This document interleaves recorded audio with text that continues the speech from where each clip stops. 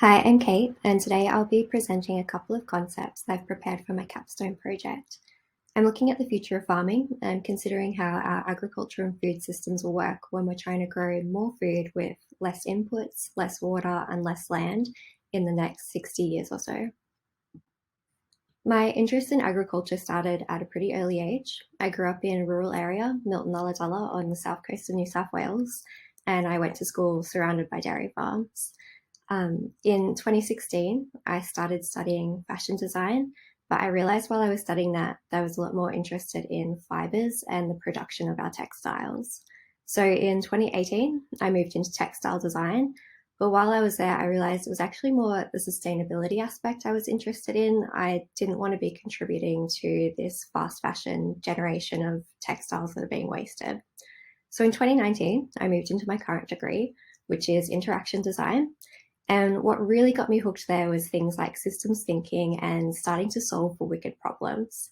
And at the moment, I work in agriculture at Nutrient Solutions, so I get to talk about farming and agriculture all day, which is a pretty great place to be. My interest in speculative design started in 2020 after attending 24 Hours of UX. This online conference had a presentation by Mike Courtney and Cassini Nazir, and they presented on designing for timeless needs, a futurist approach. I also took the class Critical Experience Design in 2021, and we worked on a project for everyday urban life in the context of Queensland in the year 2080, where I again looked at textile production and what our fashion systems might look like in the year 2080. My previous body of work throughout my degree has really fed into my capstone. It's what my capstone project is building on. So wherever there has been space in my degree to work on my own interest area, I've worked around sustainability, food and fiber production, circular economies, and ag tech. And this kicked off in my first starting fashion design in 2016 and has gone all the way through to my latest project looking at AR for soil quality detection.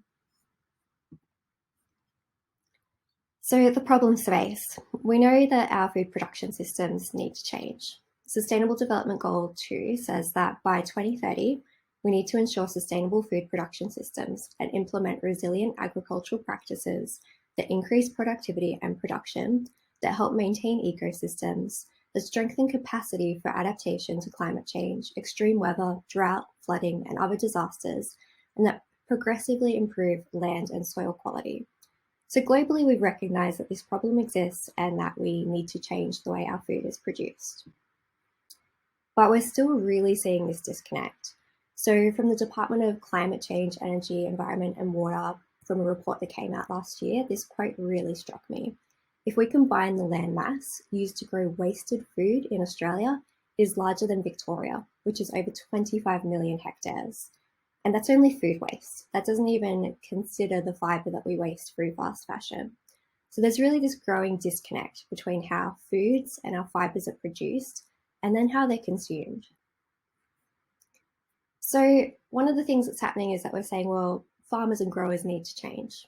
And in Gabrielle Chan's book, Why You Should Give an F About Farming, she lists some of these pressures and demands that we're putting on growers for them to make these changes.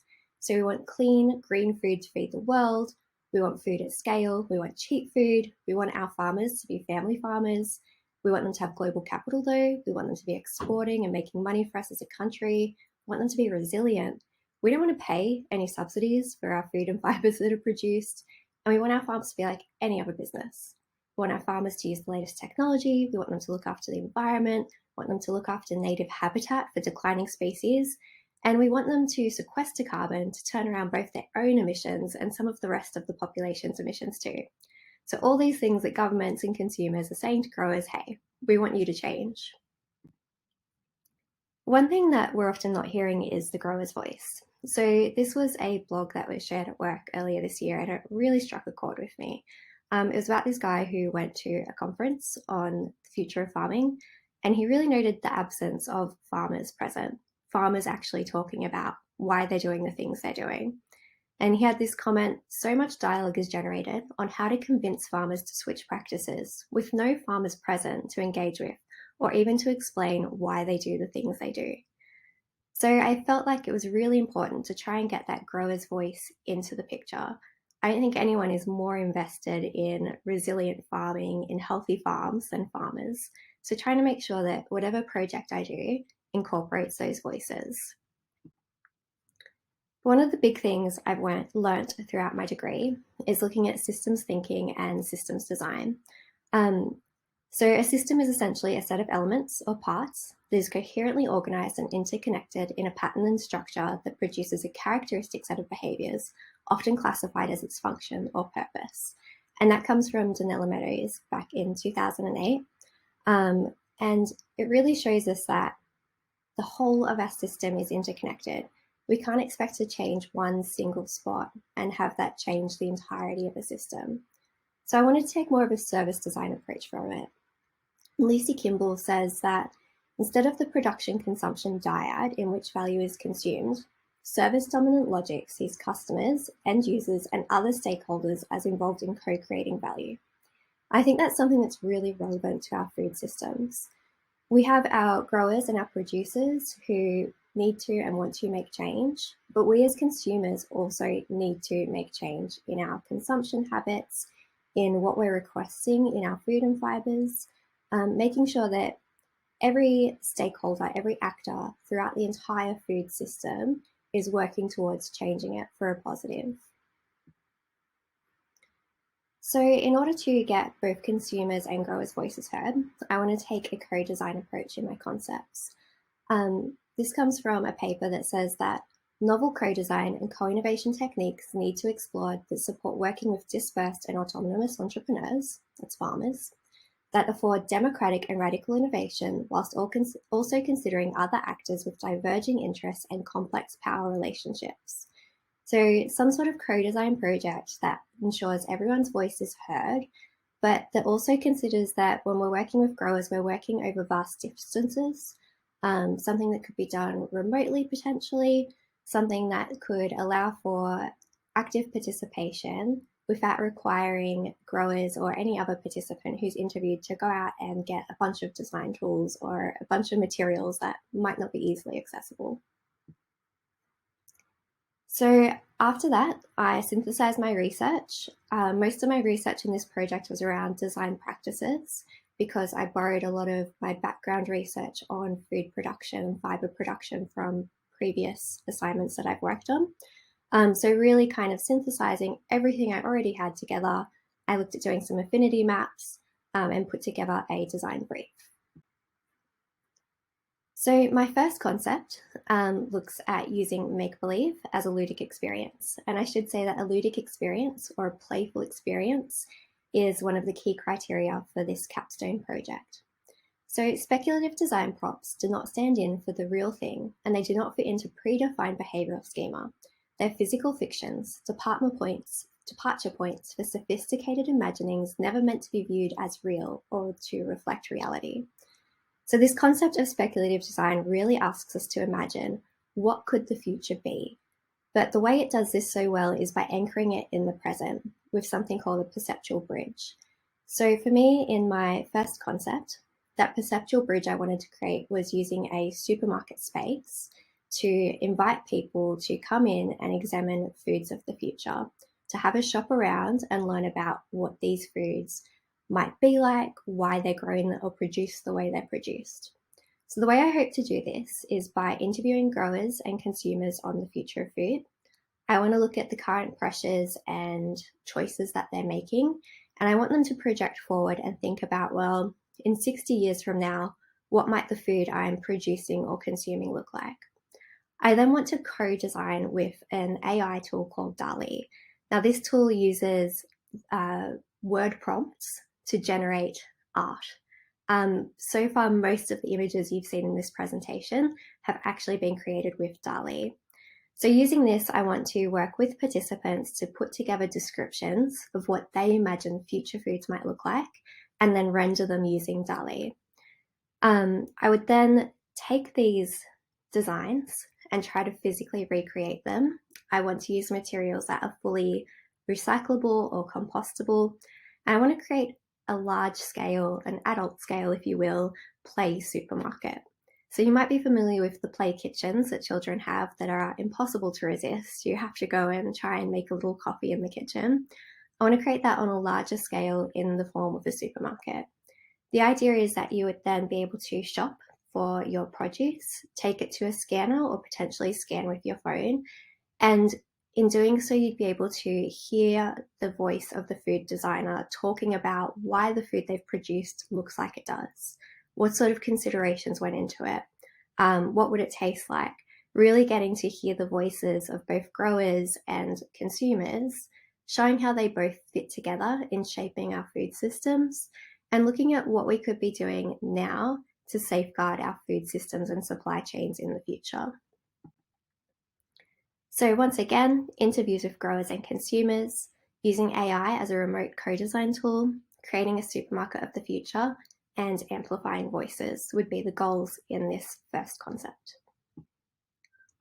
My second concept is a little bit more fiber focused, and it was inspired by the concept of walking songs. So in the making of Tweed Harris, there is the walking of the tweed. So it's kind of a felting process to make it a little bit more water resistant. And in doing this, it was historically a group of women would be sitting in a circle and they would be singing as they're going through this process and passing the textiles from one person to the next to do different steps in the process, with the song helping to keep them in time, making sure that the right amount of movements were used to create the textile. So borrowing from that, I wanted to look at collaborative textile making as a ludic experience. And so from another paper, in working and making together with others and learning from each other, we too have to listen and be responsive.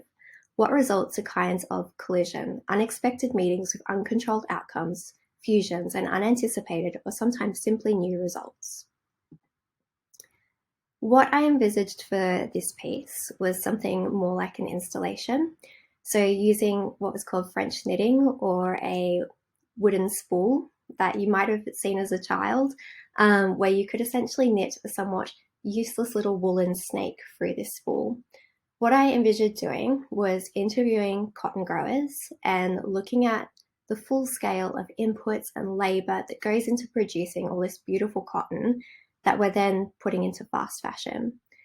What I would like to do is take garments that are unusable, things that have been stained or ripped and are no longer fit for going to charities, and using 100% garments, turn these into t-shirt yarn, which is a large chunky yarn made from chopping up t-shirts. I'd then like to install a giant French knitting spool, so something that spans several floors in Z9 at QUT, that could be used to create this giant knitted creation. It would be co-made with people who would be at the exhibition on the night. And whilst they're making, instead of singing a walking song, they'd be listening to growers talk about all of the inputs and labor that went into this cotton production. So turning the spool would power the audio recording and also create the knit. And then what I thought would be really great, but probably a bit of an OH&S issue, would be then having that cotton snake shredded at the bottom and working together with some current projects that are happening around composting cotton to go back onto cotton production to improve soil quality. This one I can see a few issues with in terms of the scale and the engineering of it. But I'm really interested in creating that circular economy and asking people to question if a single use in fast fashion is enough when we think about the labor and the inputs, the water, the fertilizers, everything that went into that cotton. Is it enough for us to just wear it once and compost it and send it back? Is there instead something that we could be doing to extend that use phase that's more useful than making a giant cotton snake? So once again, I'd be looking at interviews with growers. I really want to consider haptic feedback in this design, so constructing a spool that gives a sense of physical labor when interacting with it. I wanted to demonstrate a circular economy, so creating a small-scale circular economy that asks viewers to really examine that use phase of fast fashion garments, and once again, amplifying voices. I want growers' voices to be heard about why our production systems need to change when we're putting so much effort into producing these fibers and these foods. We really need to look at changing the way that we're consuming and using them. So after some feedback, I am looking at going with concept one. So I'm in the process of trying to connect with some growers, trying to connect with consumers. I'd really be interested in trying to connect with some of those players in between. So looking at your larger supermarkets, looking at your smaller fruit stores, talking to some food technologists, trying to get a real range of voices from our food production system to look at how we can potentially reshape our future food production systems to be able to grow more food with less water, less inputs, less land.